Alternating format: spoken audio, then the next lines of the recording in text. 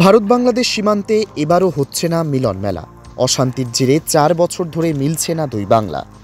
নববর্ষে সেই পরিচিত দৃশ্য এখন আর দেখা যায় না সীমান্তে। রাজগঞ্জ ব্লকের কুকুরজান গ্রাম পঞ্চায়েতের খালপাড়ার সীমান্ত সংলগ্ন এলাকায় এই মিলন মেলা পালিত হতো, কিন্তু এবছর নেই কোনো আয়োজন।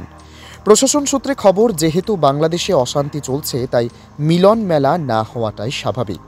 অন্যান্য সময় দুই প্রতিবেশী দেশের এই সীমান্ত এলাকার বাসিন্দারা তাদের আত্মীয়দের মধ্যে কুশল বিনিময়ের মাধ্যমে হাসি কান্নায় মেতে উঠতেন।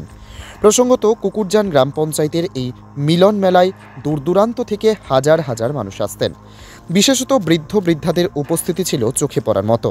তারা হেঁটে, গাড়িতে কিংবা মোটর বাইকে করে এসে ভিড় জমাতেন বর্ডার সংলগ্ন গেটগুলিতে। সারা বছর অপেক্ষার পর এদিন দুই দেশের আত্মীয় স্বজনরা পরস্পরের সঙ্গে দেখা করে কথা বলার জন্য অপেক্ষায় থাকতেন। করোনার সময়কাল থেকে এই মিলন মেলা হচ্ছে না বলে জানিয়েছেন এলাকাবাসীরা। না, এখন হচ্ছে না ৪ বছর ধরে। আগে হয়তো খুব আনন্দ পাইতাম। বাংলাদেশ ইন্ডিয়ার একটা বছর সালে যোগাযোগ হইতো, বাচ্চা কাচ্চা নিয়ে এখানে যাইতাম, ভিতরের লোকগুলো আসতো, আত্মীয় স্বজন দেখা করতো। এখন তো হচ্ছে না। সবার সঙ্গে দেখা হয়, বাইরের লোকগুলো আসে, বছর সালের একবার যোগাযোগ করতো। অনেক দোকানদার বিক্রি বাট্টা হইতো। ২ নম্বরইও হচ্ছে, কেউ সিম পার করে দিচ্ছে, মোবাইল পার করে দিচ্ছে, বিভিন্ন ধরনের জিনিস পার করে দিচ্ছে, বুঝলেন না।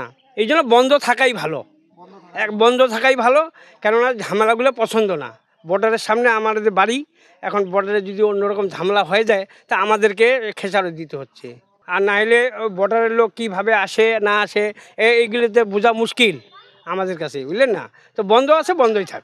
এখন দুষ্কৃতি কি, মানে ওদিকে উগ্রবাদী, সব উগ্রবাদী।